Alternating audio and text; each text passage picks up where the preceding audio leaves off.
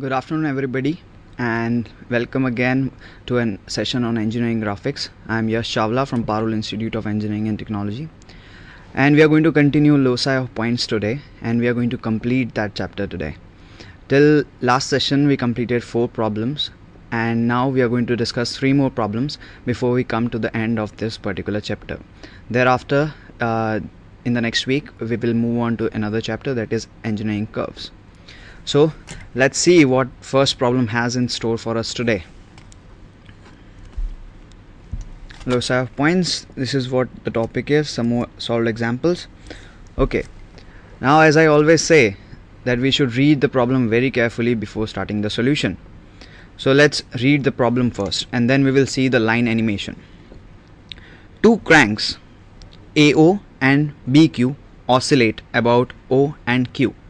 Now this particular sentence says that there are 2 cranks, one is AO, the other one is BQ. The first AO has its center O and the second BQ has its center Q.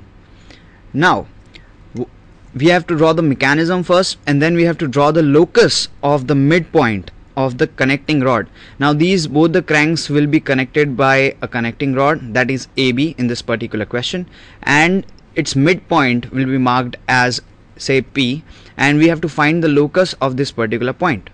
Now one more important thing that we should keep in mind is that it is mentioned that both the cranks are oscillating. So we know that this is 4-bar chain mechanism in which both the cranks are oscillating. So the figure would be formed according to that. Now the dimensions are given. AO is 450 mm, BQ is 675 mm, AB is 375 mm. Initial condition is given, that is angle ABQ is equal to 90 degrees.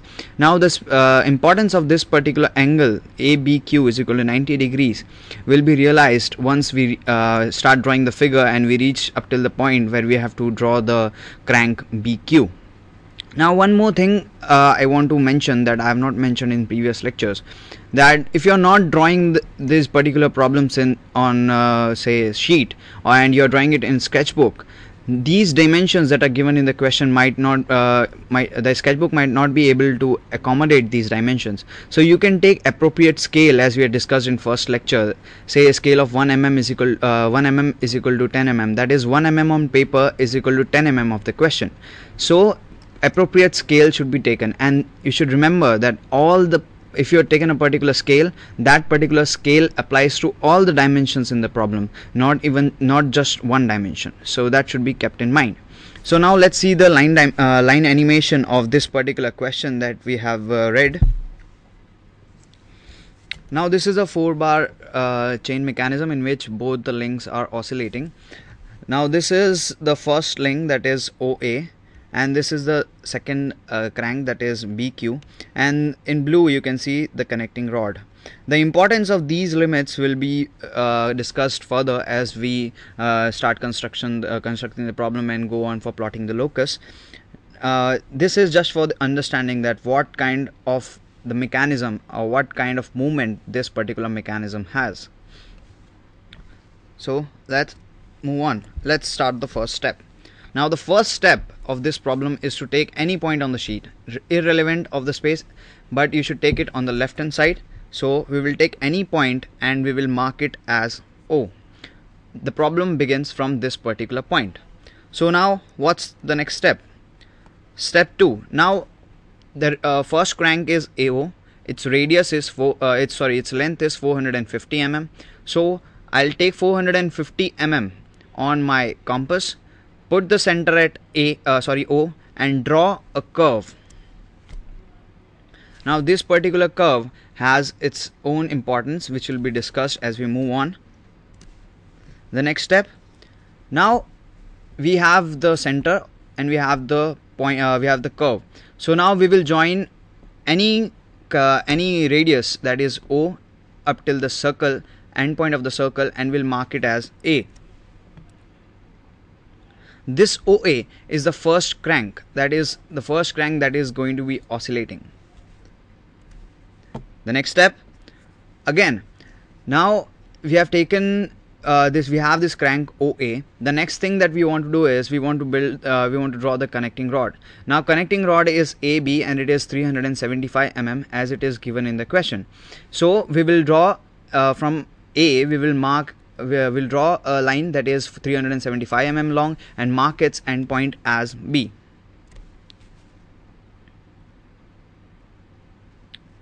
Understood? So let's move on. Now here the importance of the angle will come. Initial condition in the question was mentioned that A, B and Q is 90 degrees. So why this angle 90 degrees? See, we have the position of the first crank. We have taken the position of AB. Now both these positions are assumed. So for the third point, or say the third link, that is the second that is BQ, that is the second crank, oscillating crank, its position has to be finalized and it should have a particular condition, otherwise that link can be drawn anywhere on paper. So that is why this particular angle ABQ is mentioned. So what we are going to do is we are going to draw a perpendicular to AB. From B we are going to draw a perpendicular or a straight line which is 675 mm long, and then mark the end point of this particular segment as Q. Now this particular line segment BQ is at an angle of 90 degrees from with respect to AB, and this BQ is our second crank. So we have both the cranks and we have the connecting rod according to the specifications that are given in the question. Now the next step. Now we have this particular crank.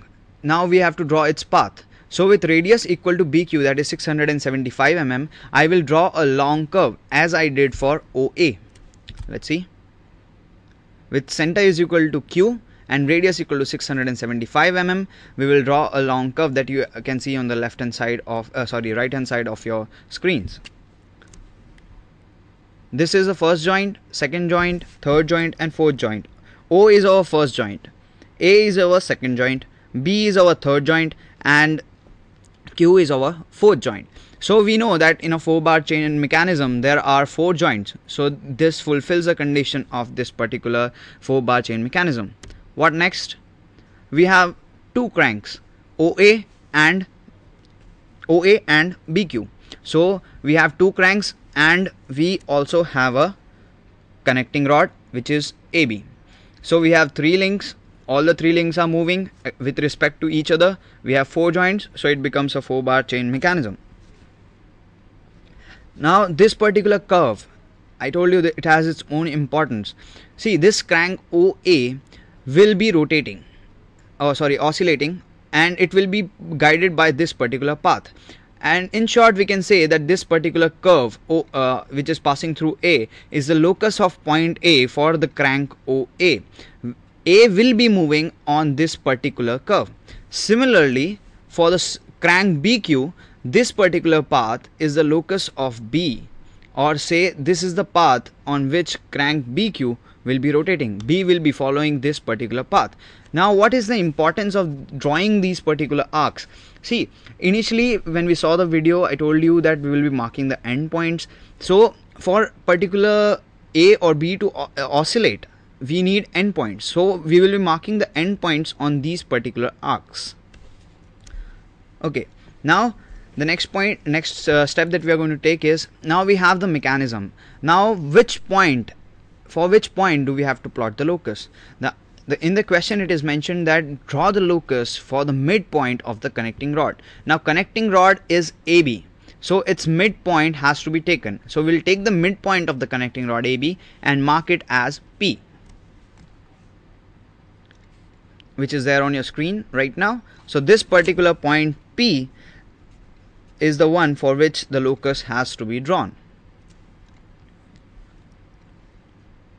Now both the links are oscillating, so there will be a positive extreme point and there will be a negative extreme point. That is an most upward position and the most downward position, or the uppermost extreme point and the lowermost extreme point for both the cranks, because they are oscillating between a particular area. So we have to mark those particular points.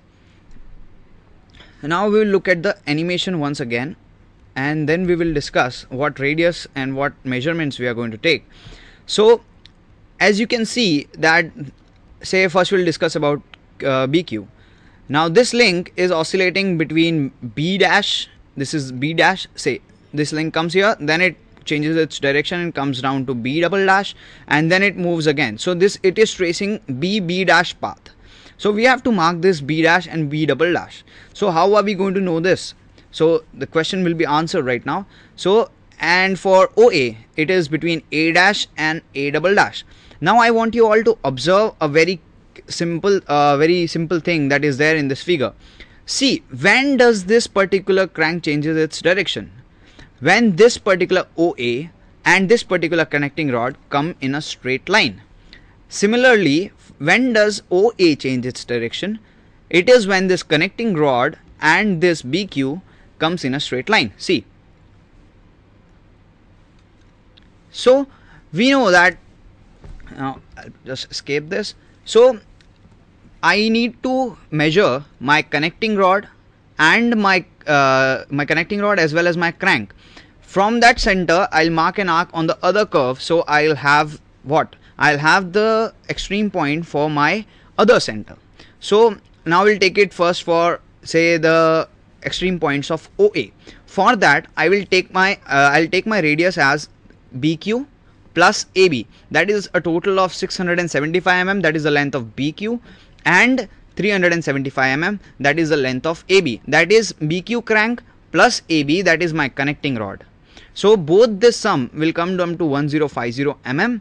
Now with this particular radius and center as Q, I will mark an arc on the circle of OA at A dash and A double dash, which will give me, see, we will mark the arc here. From Q, I have taken the radius as BQ plus AB, that is the connecting rod, and marked an arc at A dash. Again BQ plus AB and marked an arc at A double dash. Now what does this particular these particular lines show? That this crank OA will not exceed this particular limit A double dash and A dash. It will not go beyond these particular lines. So I will have a particular region in which this particular crank OA will be oscillating. Now similarly, I want to mark the arcs for my BQ. So I will again take radius is equal to OA, that is my other crank, plus the connecting rod, that is 450 mm, plus 375 mm, that is 825 mm, and with that and center as O, I will cut an arc at B dash and B double dash. This is again OA plus AB and again OA plus AB. Now looking at this figure, you might wonder that the dimensions are not equal. I would like to say that I have not taken exact dimensions because PowerPoint has its limitation. So I'll urge you all that when you are drawing, please make sure that you cut the arcs and you take the dimensions very properly on the scale and on the compass, because if you don't take these particular dimensions carefully and accurately, your curve, the end curve that has to come, that is the locus, won't come as required. So now we have the limits of A, the oscillation of OA, and we have the limits of B, that is oscillation of BQ. So now what next? Now we need different positions of OA. With respect to that, we need different positions of AB, and with respect to that, we need different conditions of BQ. So for that, what we are going to do? For this, we will take, first of all, we'll take small radiuses. That is, on the compass, I'll say I'll measure 3 mm or 5 mm. The smaller the arc that you take, the more accurate will be the figure. And keeping the point as, let's see, keeping it on A, we will keep the radius 3 to 5 mm. Least to least radius will give you maximum accuracy. Now we will put my pointed end at A and cut an arc at A1, then put my pointed end at 1, cut an arc at 2, put my pointed end at 2, cut an arc at 3, 4, 5, 6, 7, 8, 9. Now you can see here that from the distance of A double dash from 9 is smaller than distance between 9 and 8. This is because I have not measured the arc and divided it into equal parts. I have just taken a random measurement and marked the arcs. So you have to mark the arcs till you reach this particular point A double dash. You don't have to mark arcs after A double dash because my point A will not be able to exceed this particular A double dash. So this is my extreme point. Now why I have taken these arcs. Now these particular arcs, say 1, 2, 3, 4, 5, 6, 7, 8 till 9, denote the different positions of crank OA. Now for finding the locus, I need different positions of all the three with respect to each other. So now I have fixed OA. I know the position of OA for say 1 to 9, 9 steps. So for those particular conditions, I will draw my connecting rod, and according to the connecting rod, I will draw my the positions of my BQ. So finally I'll have all the positions of my connecting rod moving starting from A double dash. I'll move to A dash to A double dash, and then again I'll move from A double dash till A dash. So I'll have almost all positions of my crank. So I can take midpoints of those cranks in step by step, and then I can mark the locus of point P as required. So first step. Now we know that we have OA. Now next step is to mark the position of connecting rod. So for A dash, I'll first take the point A dash and take my radius is equal to 375 mm. That is the radius of the connecting rod AB, and then with center at A dash, I'll cut an arc on the curve. That is, I'll mark it as point A, and then I'll draw my A dash A, which is my position of the connecting rod when my crank OA is actually at positioned at A dash, and then I will mark the midpoint of this particular position of the rod, that is P dash. I'll give it name as P dash. So now again I'll perform the same actions from 1 up till 9. So let's see what is going on from 1 up till 9. So remember these two things. We have to mark the connecting rod, or say draw the connecting rod and take its midpoint till we reach A double dash. We should not exceed beyond that, and there should be no arcs cut from these